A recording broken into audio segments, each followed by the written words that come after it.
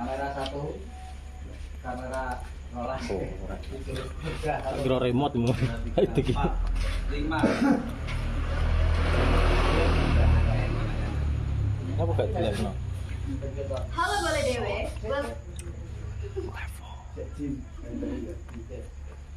Halo Bola Dewe, welcome to back this podcast.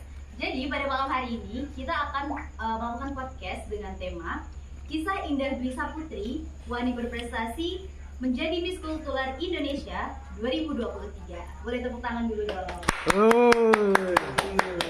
Tangan Jadi topeng. pada malam hari ini kita kedatangan bintang tamu, yaitu adalah salah satu Miss Kultural Indonesia 2023 yang bernama Indah Dwi Saputri. Nah, untuk teman-teman yang mau kenal nih lebih dalamnya seperti apa, langsung saja nih kita langsung berbincang-bincang sama yang bersangkutan. Boleh perkenalan dulu dong Pak?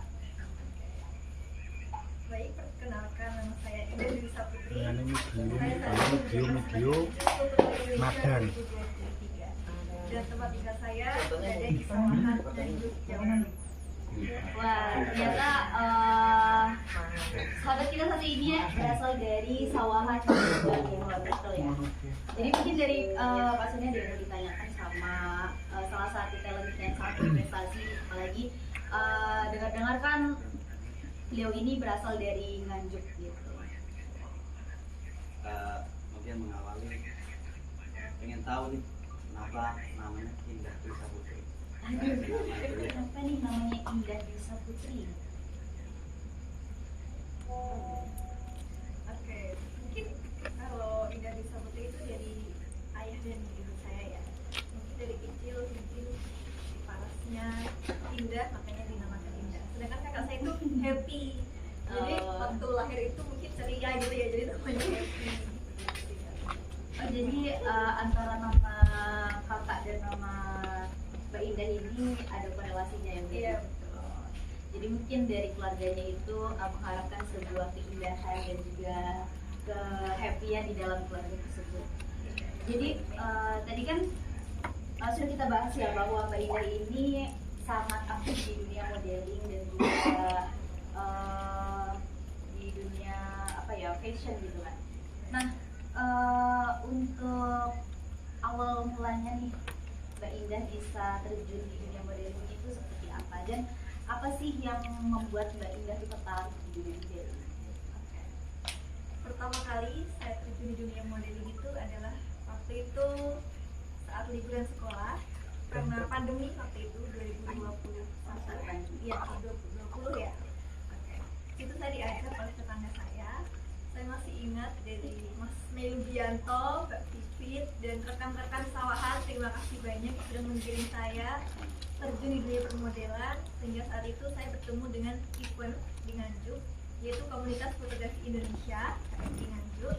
Jadi sanalah saya mungkin bertemu dengan orang banyak kemudian dari foto-foto yang mereka ambil bisa di-upload. Mungkin dari situ banyak MUA gitu yang bisa menghubungi saya secara langsung. Oke, jadi awal mulanya seperti itu ya teman-teman. Nah, terkait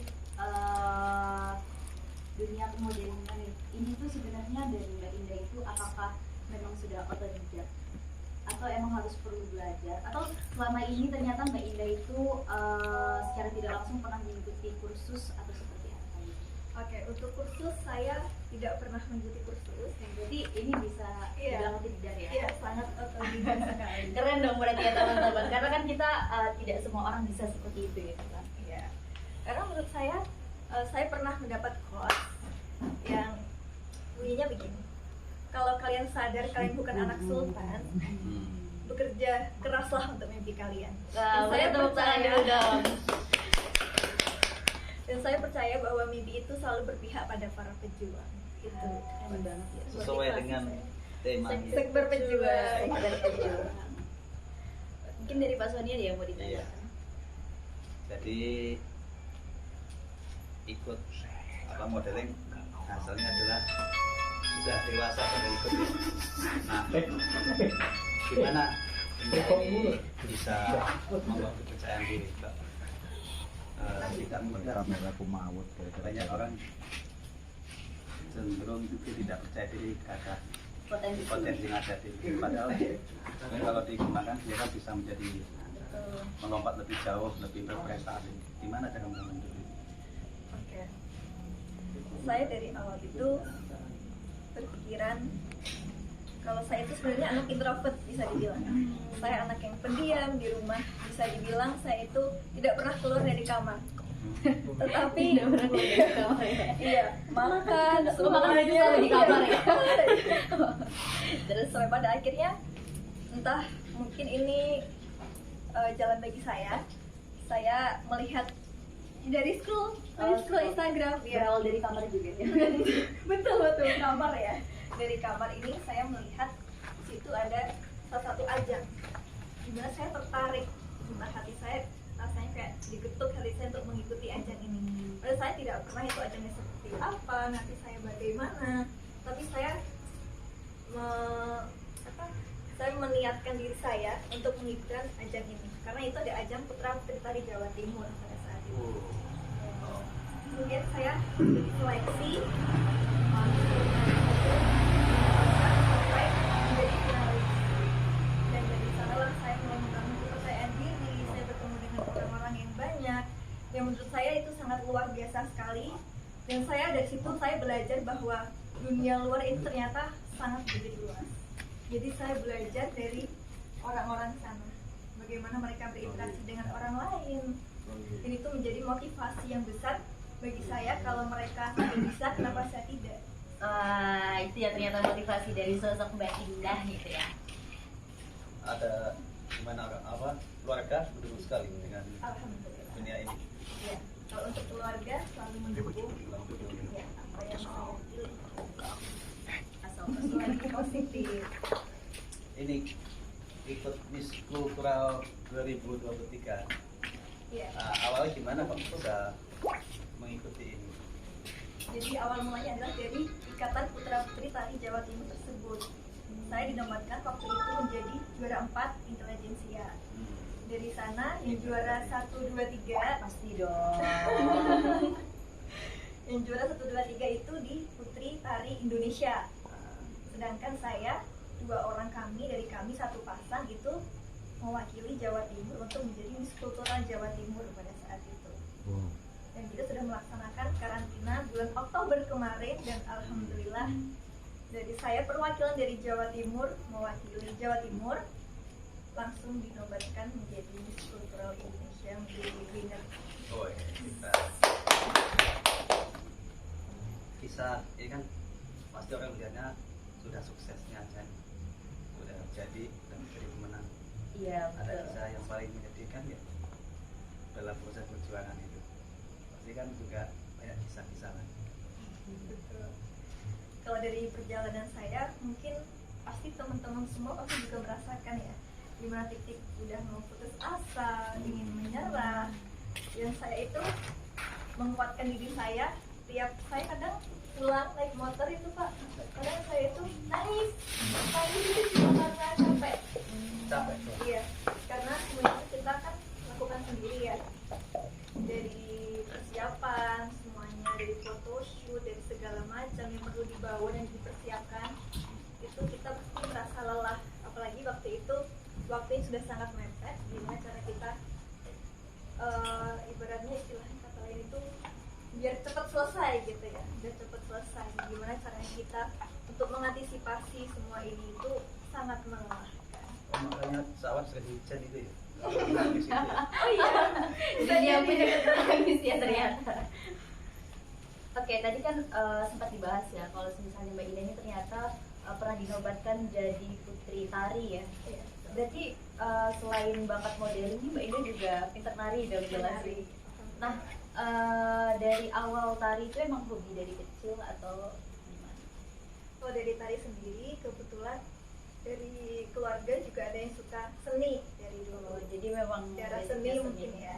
Tapi kemudian seiring berjalannya waktu saya dari TK sudah mengikuti ekstra seperti kegiatan tari. Waktu di TK, SD, SMP saya selalu ekstranya itu tari. Feb, Iya. diam aja.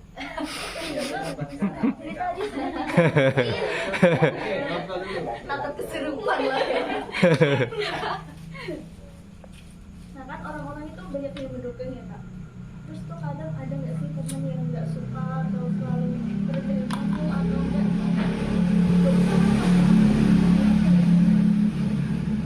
Tentunya pasti ada. Namanya orang suka atau nggak suka kan kita nggak bisa berusaha ya. Itu udah urusan mereka masing-masing. Yang penting tentang bagaimana aja caranya kita terus bukan membuktikan ya, lebih tepatnya menyikapinya. Kita bisa dengan meningkatkan values diri kita, biarkan mereka termakan dengan omongan mereka sendiri. Iya, keren. Kita harus percaya diri juga. Jadi banyak yang potensial lagi. Kalau saya sih potensinya masih belum ada ya, masih belum terbentuk. Aku pandri-wari ngaruh setengah.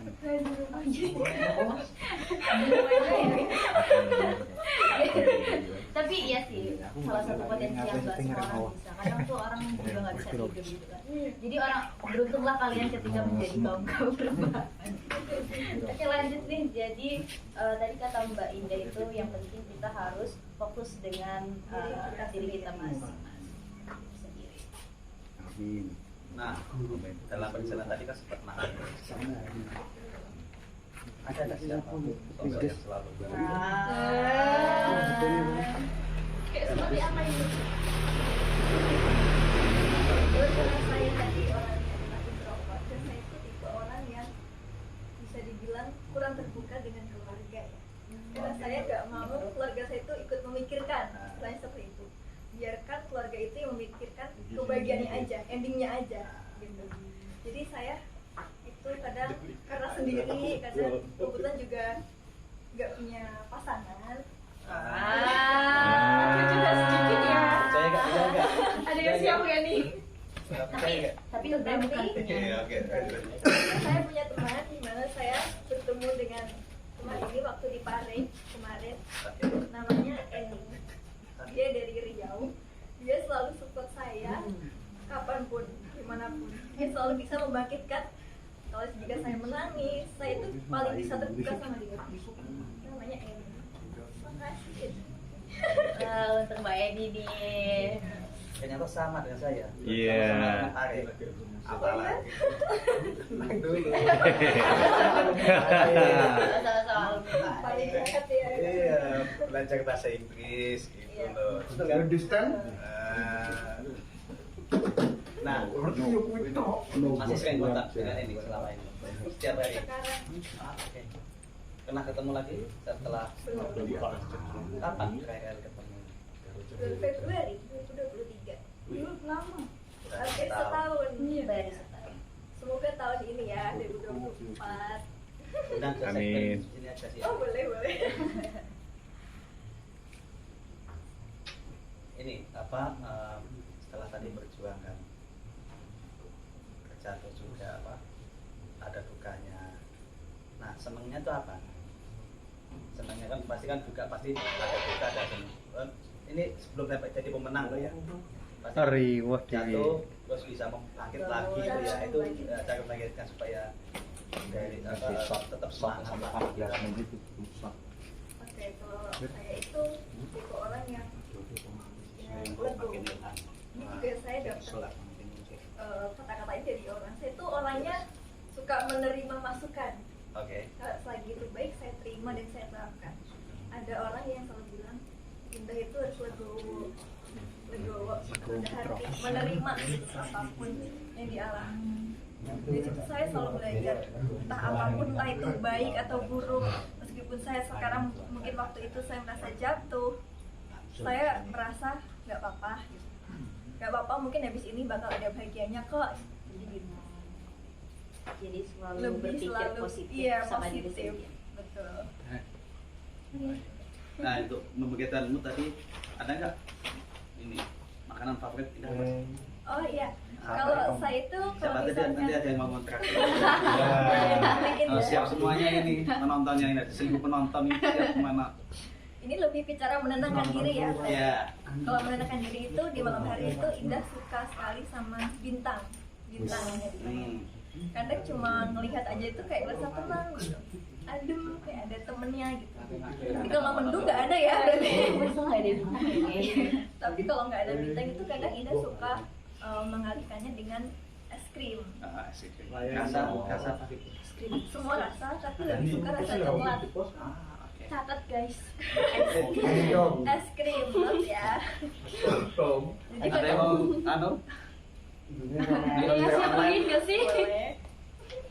Jadi kadang tuh kalau misalkan lagi yang moodnya berantakan banget, itu kadang cuma beli es krim. Biasanya beli es krim. Jadi nggak pernah yang langsung marah-marah ke orang sekitar itu. Nggak, jadi lebih ke diem. Mending beli es krim gitu. Oh, jadi Beli es kalau krim, Mbak Indah lagi beli es krim itu berarti artinya lagi bad mood gitu ya? boleh bisa jadi. Kadang emang lagi pengen aja ya. Oh iya, jadi beda ya ternyata. Iya. Oh.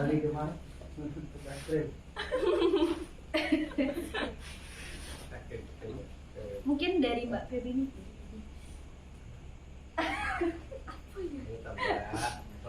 Tanya apa lagi?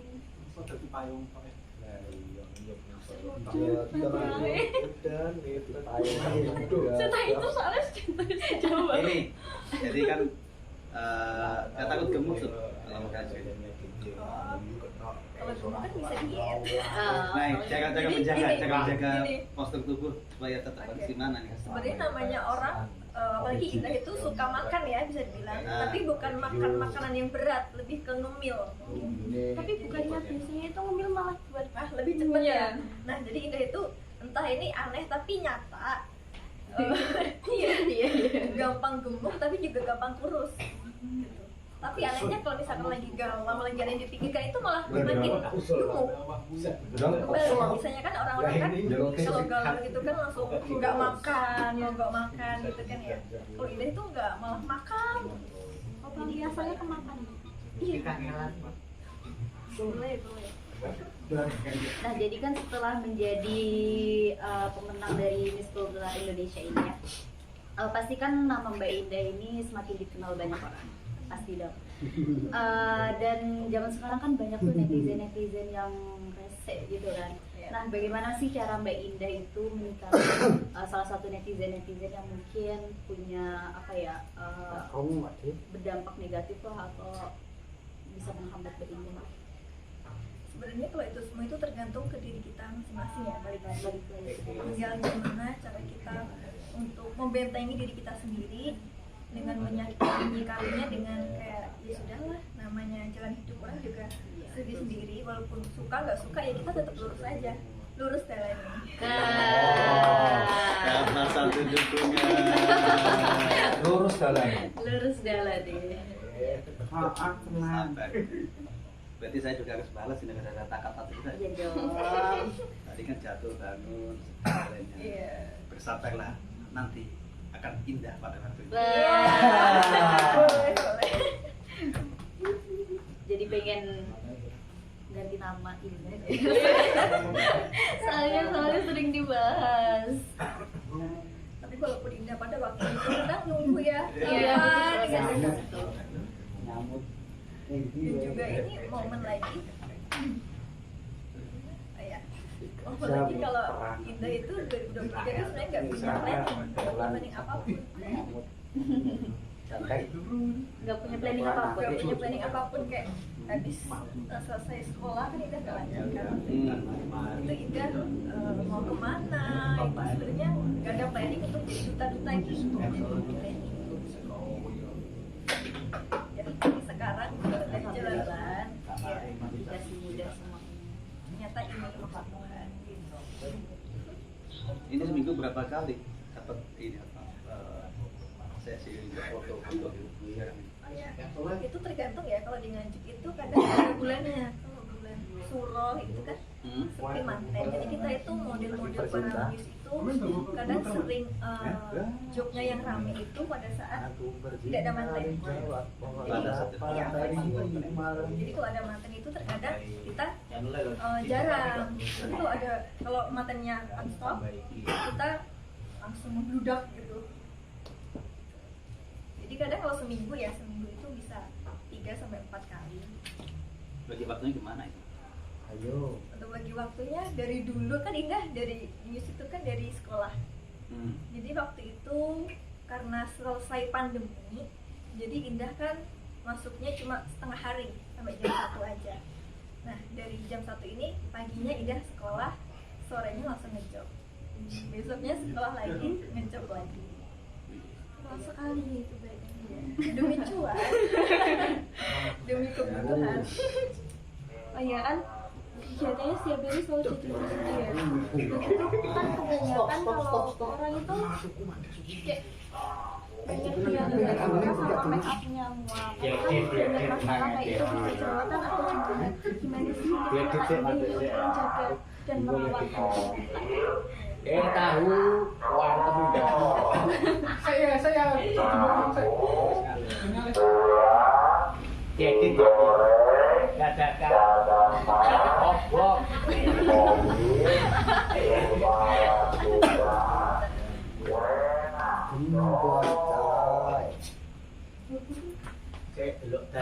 Lanjut. Rek, dalam itu tutup tuh, Rek. Untuk menjaga kulit itu, untuk setiap kulit itu beda-beda ya. Ada yang sensitif, ada yang normal.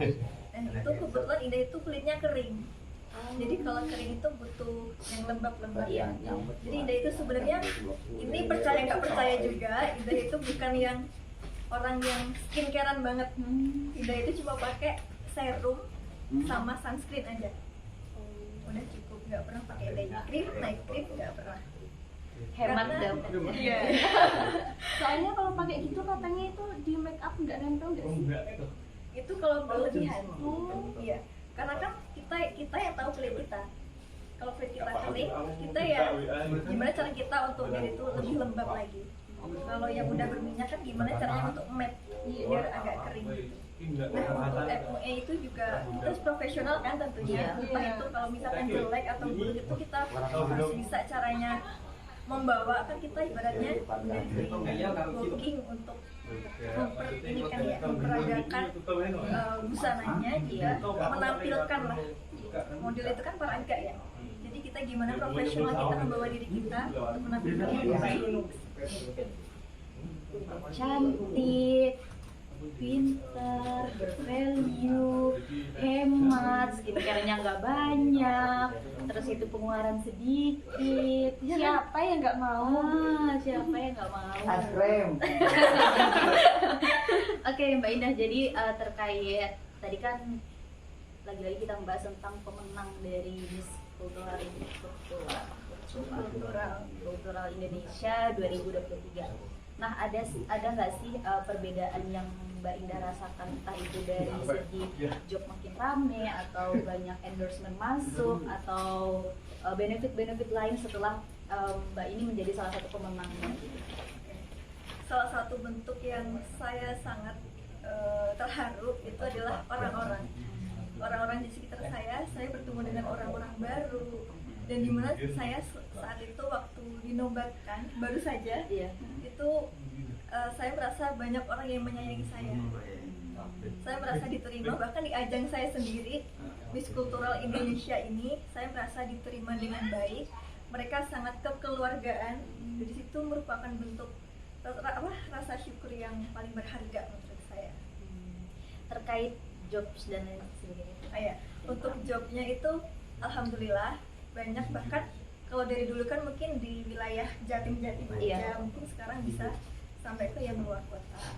Kalau untuk endorsement itu sebenarnya Indah basicnya bukan ke endorse ya sebetulnya, tapi makin kesini makin boleh deh diterima.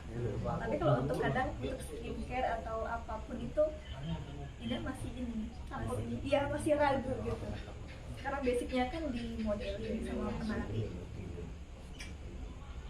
Tari apa sih? Lebih seringnya itu tari gambyong, karena kalau di Jawa Timur ini terutama dingajukan buat cucuk lampa, kalau gitu kan buat acara-acara pembukaan itu pasti gambyong. Belajarnya siapa? Itu tuh kalau gambyong dari SMP. Tapi cepet lah, karena ada bakat seni dari keluarga tadi kan. Udah lebih juga.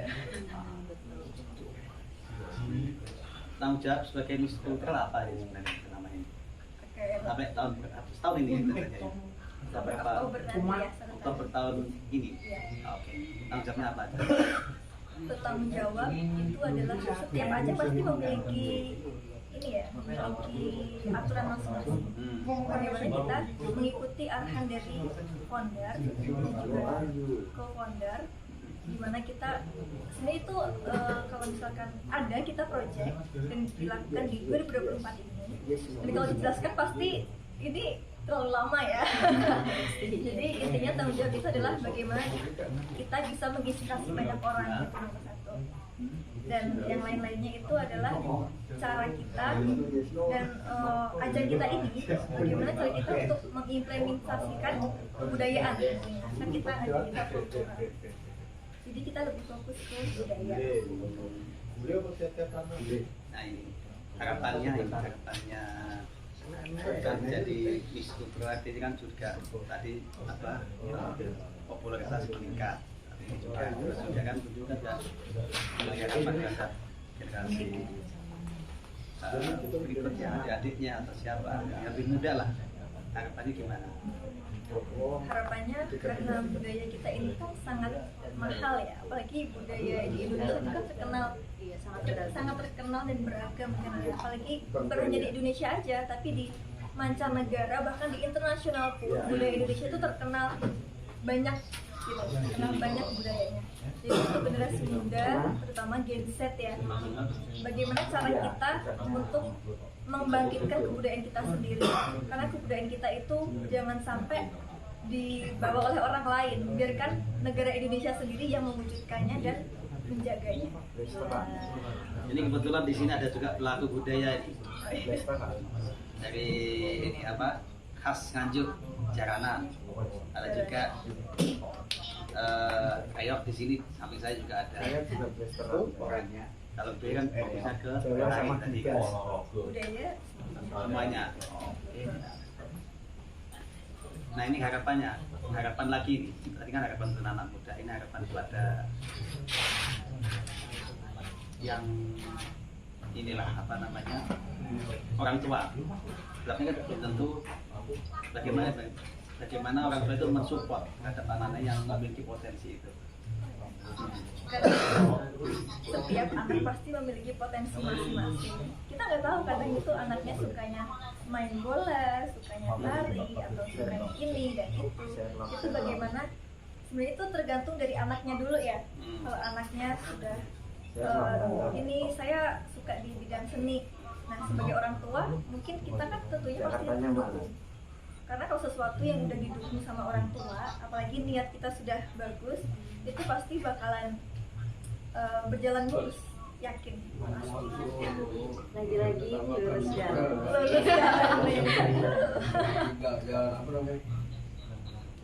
Cukup bagi saya.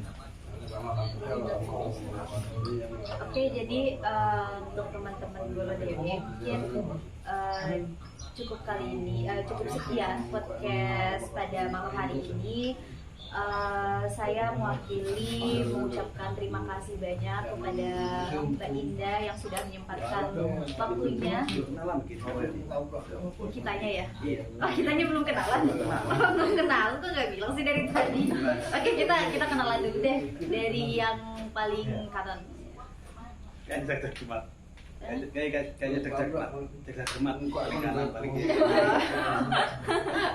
Jadi saya Sony Faruri. Jadi di Nganjuk sebagai penghuni sekber pejuang, sekretariat bersama Oke, perkenalkan teman-teman semua, nama saya Neriza Nurasmisi, biasa dipanggil Iza. Rumah saya di Drenges, Kertosono.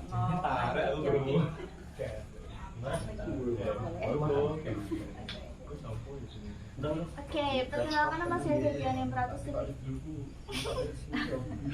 Nama saya Febriana Impratusolika, biasa dipanggil Febri. Rumah saya jauh, nggak usah dibawa ke sini ya. Asik. Betul. Berat ya. Berat. Cukup. Oke, jadi terima kasih banyak kepada Mbak Indah yang sudah menyempatkan waktunya untuk hadir di Sekber Pejuang.